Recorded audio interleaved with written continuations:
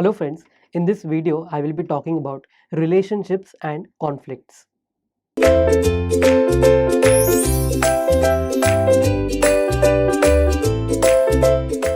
So the topic is describe principal-agent relationship in corporate governance and the conflicts that may arise in these relationships. Before we begin with the whole topic, let's understand what is principal-agent relationship. So, a principal agent relationship, also known as agency relationship, is created when a principal hires an agent to perform a particular task or a service. The principal agent relationship involves obligations, trust, and expectations of loyalty. The agent is expected to act in the best interest of the principal. In a company, principal agent relationships often lead to conflicts. For example, when managers as agents do not act in the best interest of shareholders as principals. So it's very easy. Of course, you know the meaning of principal and agent. Basically, if I am selling some goods, if I am a trader and I am hiring someone, I'm hiring an agent to sell the goods ahead. If that agent is actually hired by the principal, then that agent has to be very loyal to the principal. He has to act in the best interest of the principal. He has to step in the shoes of actual principal and not take own decisions. He has to do what the principal wants him to do. As simple as that. Now, in a company structure, if you understand this, shareholders are the actual owners and managers होते हैं. Shareholders are the owners, or I can say principal, and under them there are managers, agents. Agents have to work in the best interest of the principal. So in other case, I can say managers have to work for the best interest of shareholders. This is what is known as the principal agent relationship, and of course there will be conflicts here because there have been so many frauds in the past that we know कि conflict तो होने ही वाला है. So let's study about it in depth.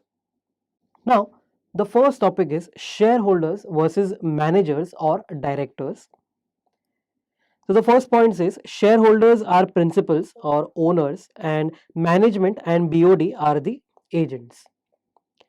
Management or BOD will have the power to make corporate decisions and it is their duty to maximize the shareholders' value. So management has to work in the best interest of the shareholder, and what does the shareholder want? Maximum value of their shares. Shareholders have high risk tolerance due to their diversified portfolio, but management have low risk tolerance since they do not have any other employment. This is a very crucial point. Try and understand. If I am a shareholder, if I have 1 lakh rupees, I can invest 10,000 rupees in 10 different companies so that my portfolio is diversified. Now, out of those 10 companies, if one company goes bankrupt, it won't affect much. But if all the 10 companies go bankrupt, then it would affect much.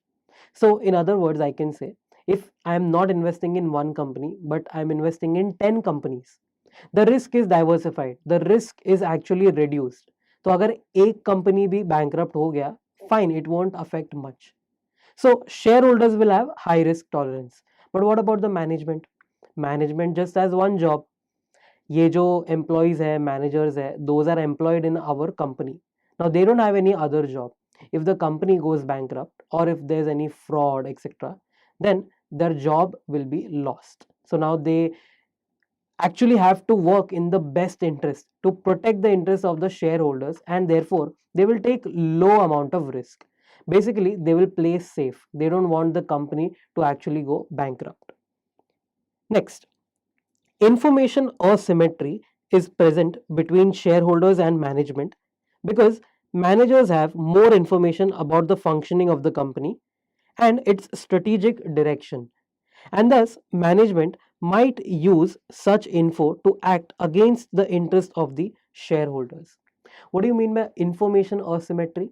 It means that one party has the info another party does not have the info. Now, we are the shareholders if we have invested our money in, say, Reliance Industries Limited. Now, I am not going to Reliance Industries Limited every day and checking what is actually happening. I am sitting at home, मेरा पैसा खाली उसमें invest हो चुका है. But the managers who go to office every day, they know what is happening in the company. Now, they have more information than the shareholders. Let's agree to it. If they use this information to actually disadvantage the shareholders, then this is known as information asymmetry, and this is actually leading to a disadvantage to the shareholders. BOD may sometimes prefer one group of shareholders over the others. Even this is possible. Now, there can be so many shareholders. Let's assume ये Reliance Industries Limited. Let's just assume there are 1000 shareholders. 20 shareholders are holding 80% shares and 980 shareholders are holding just 20% shares. This is very much possible. ये जो 80% shares hold कर रहे हैं, those are the promoters of the company, the Ambani family. Now, for every decision to actually be implemented, there is a resolution which needs to be passed. Resolution में क्या होता है? You need normally more than 50% votes. Now here, the Ambani family is holding 80% shares, meaning for every decision to get passed, Ambani family, if they vote yes, the decision will be passed. So for every decision that requires more than 50%, Ambani family ने जो बोला वो हो जाएगा. And that is why BOD will prefer one group of shareholders.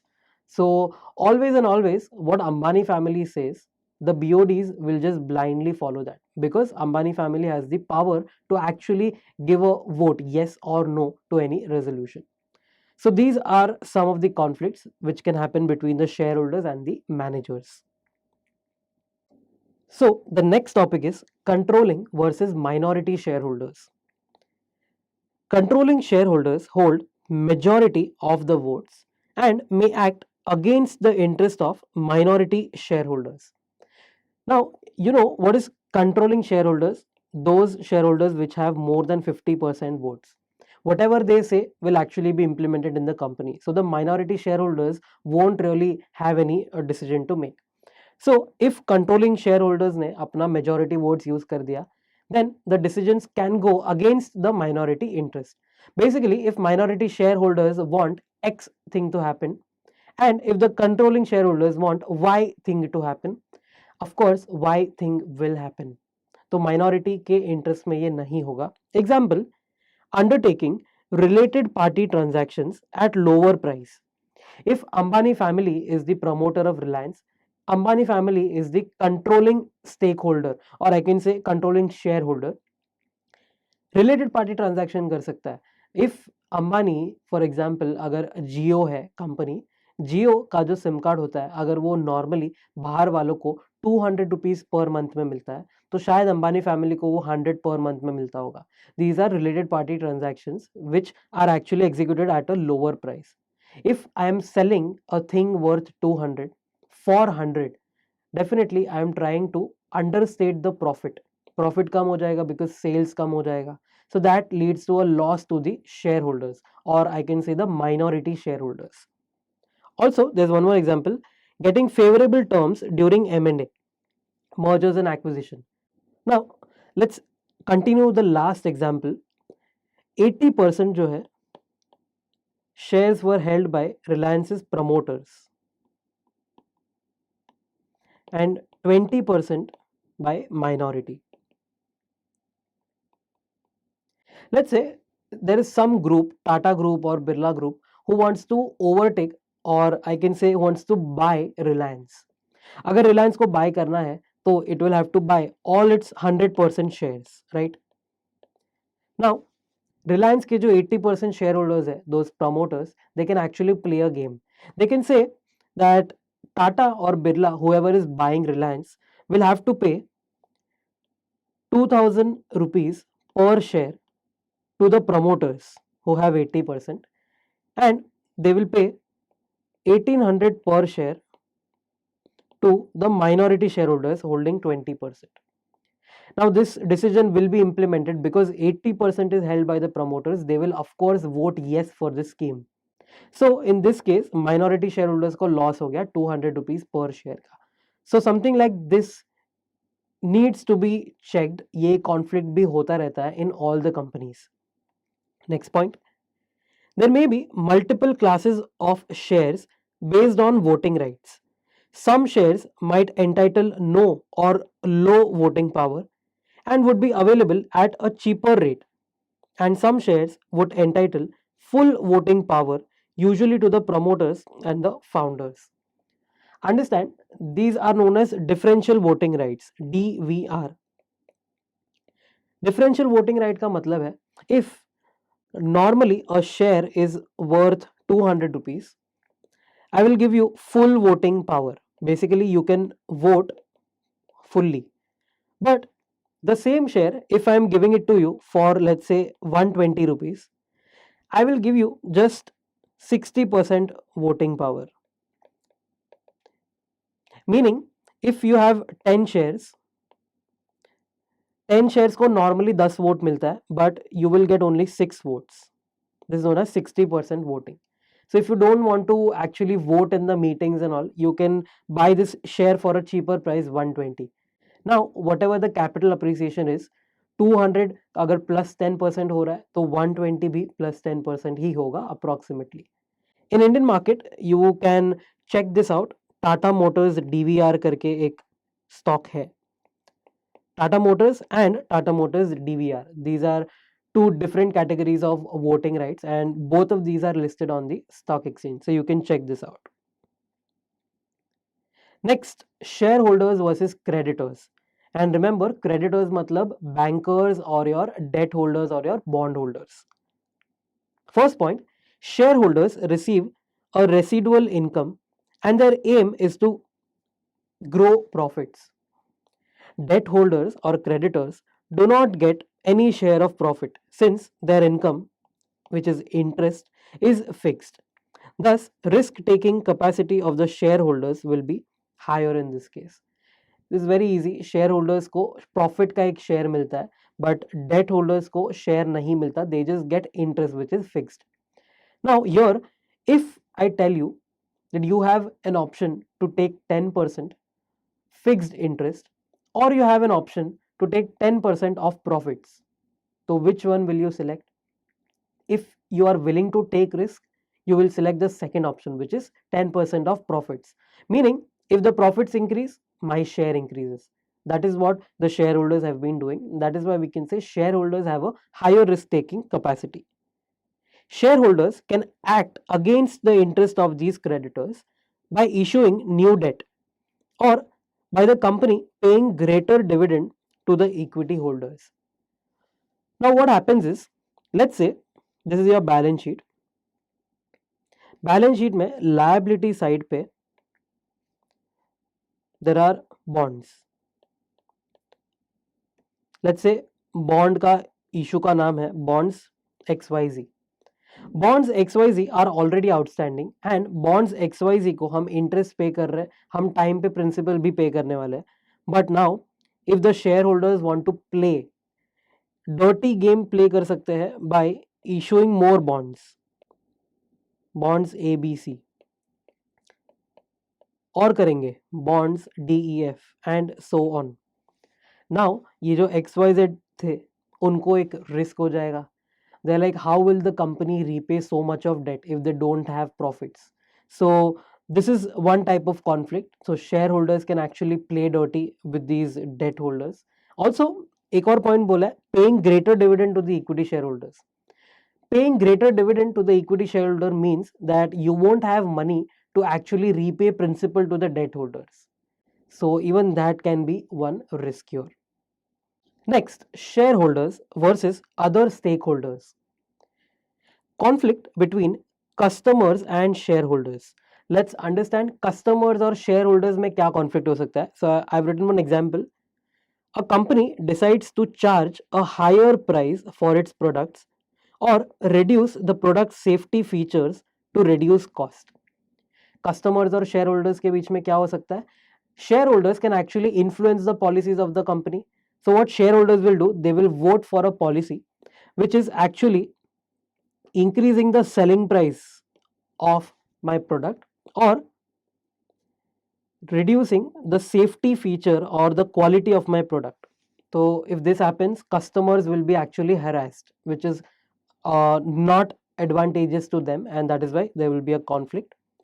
Second, conflict between customers and suppliers. Now, customers and suppliers में क्या हो सकता है? So, a company offering overly lenient credit terms to its customers, whereby company's ability to repay suppliers on time may be affected.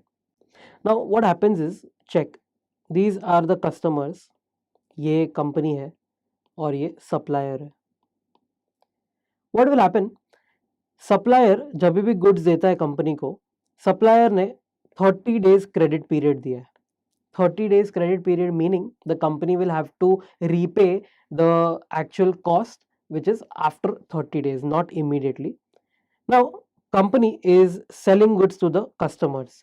If company is giving the customers 90 days to repay, meaning what will happen, 90 days अगर customer को दिया तो customer will pay after 90 days. How will the company pay the amount to the supplier in 30 days? There can be a problem. So this is what is the conflict we are talking about between the customer and the supplier. Next is conflict between shareholders and governments or regulators. Government और regulator के साथ क्या conflict हो सकता है? Let's check. Example of such conflict may include company adopting accounting and reporting practices that reduce its tax burden. See, there are practices of accounting and reporting which you will study in FRA. FRA के last 2 topics में ये लिखा है, how do you actually reduce the tax burden or how do you actually manipulate your accounts in a legal way also. So by using those tactics, tax burden कम हो सकता है and it can create a conflict between the regulator or the government and the shareholder. Thank you guys for watching this video. Stay tuned to Ekeeda.